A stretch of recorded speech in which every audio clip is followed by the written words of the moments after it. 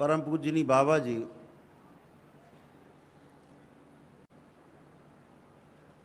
अपने जीवन काल में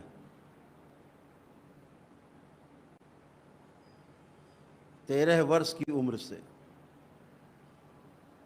जब से उन्होंने अपना घर छोड़ा था से लेकर के और 111 वर्ष की उम्र में जब उन्होंने अपना शरीर छोड़ा तब तक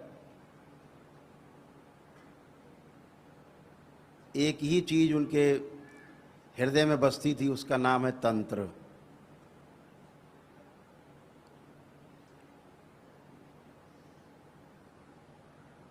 तंत्र एक व्यवस्था है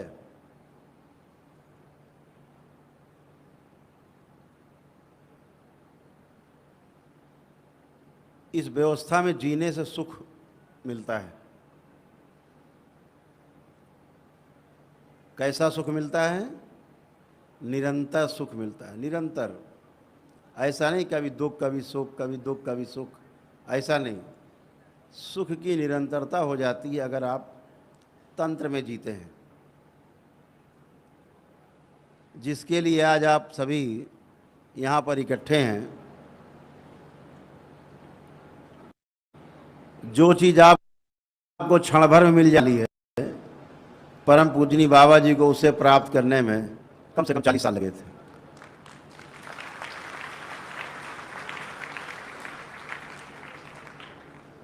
अपने जीवन के 40 वर्ष उन्होंने खोज में बिताए और आज हमारे सामने इस तरह से तंत्र को प्रस्तुत किया है कि घर गृहस्थी में बैठा हुआ व्यक्ति भी तंत्र को समझ सकता है, तंत्र को समझ करके उसका सदुपयोग कर सकता है।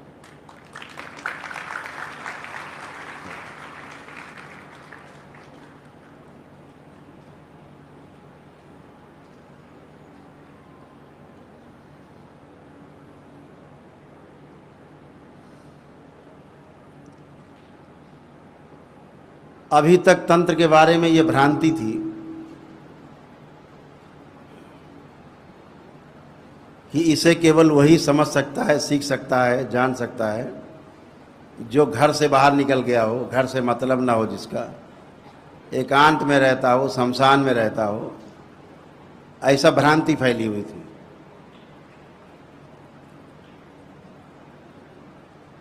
लेकिन दरबार ने इसको इतना सरल बना दिया, इतना सुगम और इतना सुरक्षित बना दिया कि सिर्फ 14 वर्ष का बच्चा भी समझ सकता है और सदुपयोग कर सकता है इसका।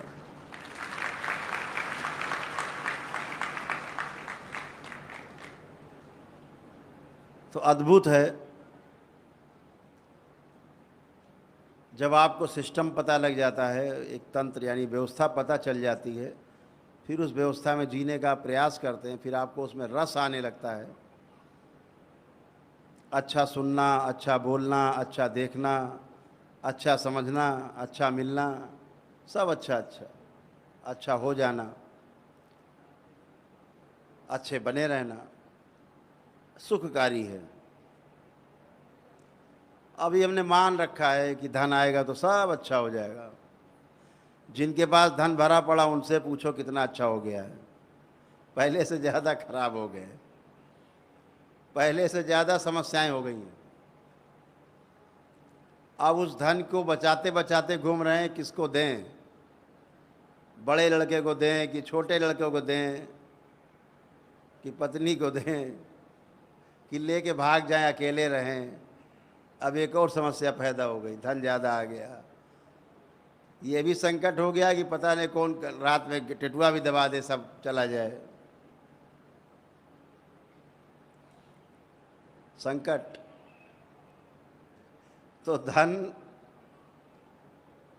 का आप जब सदुपयोग करते हैं तो उसे तंत्र कहते हैं, व्यवस्था कहते हैं। तो अगर धन का सदुपयोग किया जाए ठीक से तो जीना बहुत सुखकारी है। और धन का सदुपयोग वही कर सकता है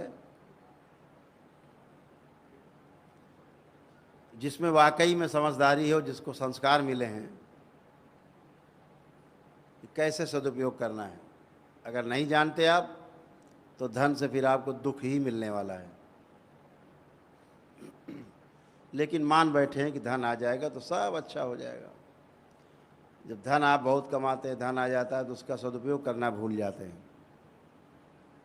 संचय में लग जाते हैं। और महापुरुष कह गए कि पूत सपूत तो का धन संचय, और पूत कपूत तो का धन संचय। अगर लड़का आज्ञाकारी नहीं है, मनमाना व्यवहार करता है, उद्दंड है, खर्चेलू है, फिजूल खर्ची करता है, नशेबाजी करता है, तमाम बाजी करता है, तो काहे के लिए धन इकट्ठा करना, सब खा डालेगा, खर्चा कर देगा। और जो सपूत है, सुपुत्र है, अच्छा है, तो खुद ही कमा लेगा, उसके लिए क्या संचय करना। महापुरुषों ने यहाँ तक आपको समझाने की कोशिश की, फिर भी कहता कि आप धन नहीं कमाओ। धन आप खूब कमाइए, खूब मेहनत करिए, खूब धन कमाइए। दरबार ने आपको इस लायक किया है कि अब आप खूब धन कमा सकते हो। खूब प्रयास करो, खूब धन कमाओ, लेकिन उसका सदुपयोग करना समझना है, सीखना है। सदुपयोग करने से ही आप और आपका कुल तर जाएगा, दुरुपयोग करने से कर्म भोग बनेंगे। इसी प्रकार से आपके पास जो ऊर्जा एकत्रित होती है,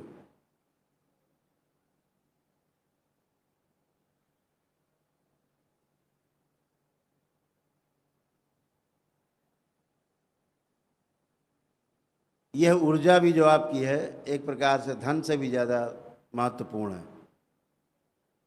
जब बाबा के डीएनए में आज आप जुड़ेंगे, जुड़ करके कर्म और अकर्म की परिभाषा को समझेंगे और श्रीमद् भागवत गीता की बात की जाए तो कर्म, अकर्म और विकर्म की बात करते हैं भगवान श्री कृष्ण।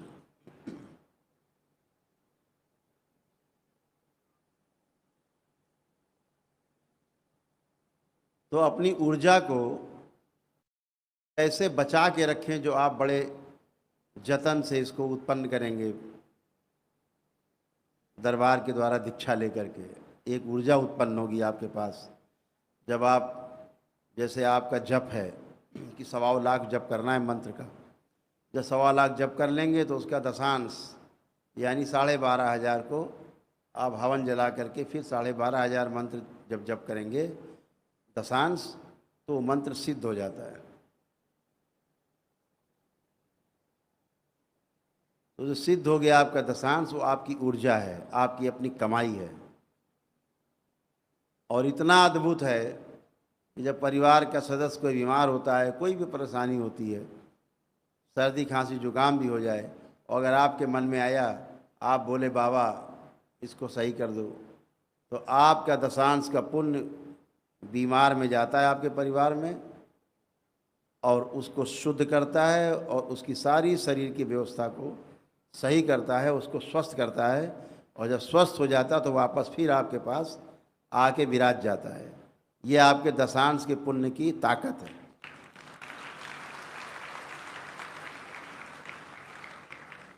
यही जब आपका लेवल बढ़ता जाएगा, अभी तो आपकी मंत्र दीक्षा है, ये गुरु दीक्षा है बाबा की, ये मंत्र दीक्षा है। इसके बाद जब तंत्र की दीक्षा में लोग प्रवेश करेंगे, जो लोग जाएंगे, इसमें से आप लोगों में से 20-25% लोग तंत्र की दीक्षा के लिए प्रेरित होते हैं और आते हैं, आए भी हुए हैं दरबार में। वो कल दीक्षा लेंगे, कल उनका चयन होगा। तंत्र की दीक्षा में जाने के लिए चयन होता है, दरबार चयन करता है योग्य है कि नहीं। उसका दशांश और ज़्यादा प्रभावशाली है, जो आपके यहाँ असाध्य से असाध्य रोगियों के लिए भी वो स्वास्थ्य पैदा करता है, बीमारियों को मार भगाता है, कष्टों को, शरीर के मन के कष्टों को हटाता है। ऐसे लेवल आपके परिवार के, केवल आपकी इच्छा से चलने लगेगा वो। तो इसको भी सदुपयोग करना है, ये भी सीखना है कि हमें इसका कभी भी दुरुपयोग नहीं करना है। हमें हर प्रकार के टोना टोटका से, जादू टोना से, छू मंतर से, झाड़ फूक से दूर रहना है। आपकी इच्छा से ही चलेगा ये, आपकी प्रार्थना से ही चलेगा ये मंत्र, आपका दशांश। तंत्र की दीक्षा में जब लेवल आपके काफ़ी हाई हो जाएंगे तब फिर मंत्र चलेंगे। अभी तो इच्छा वाला कालम चलता है आपका। बाबा से आप प्रार्थना करते हो, होने लगता है। माँ से प्रार्थना करते हो, होने लगता है। ये सब आपके पास अनुभव हैं इस चीज़ के। तो हमेशा ये ध्यान रखना है कि जो ऊर्जा हम उत्पन्न करेंगे, जो ऊर्जा हमारे जप से तप से उत्पन्न होगी, उस ऊर्जा का हमें सिर्फ सदुपयोग ही करना है, ये ध्यान रखना है। और जैसे जैसे सदुपयोग करते जाओगे वैसे वैसे ये ऊर्जा आपकी और ज़्यादा बढ़ती जाएगी।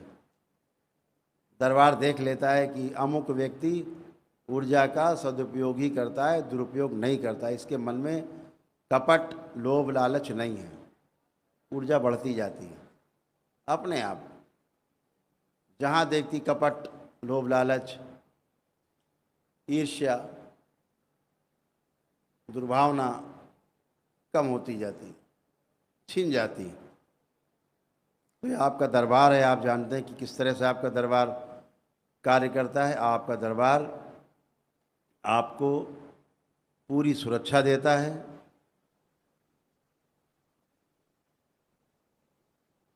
आपकी एक एक श्वास का ध्यान रखता है, आपकी एक एक खबर रखता है दरबार।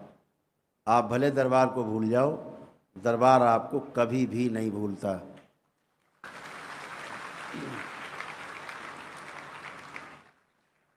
हर क्षण निगरानी करता है दरबार आपकी। तो बातें आपसे बहुत करना चाहते हैं, लेकिन आपका समय भी बहुत कीमती है। दरबार चाहता है कि आपकी दीक्षा भी हो, आज हो जाए सुबह तक सबकी, तो आप लोग अपने अपने गंतव्य को जा पाएंगे, अपने अगले कार्य में आप लगेंगे। क्योंकि अभी कल तंत्र दीक्षा भी होनी है। फर्स्ट लेवल है, उसका सेकंड लेवल भी है, 2 तरह की दीक्षा है।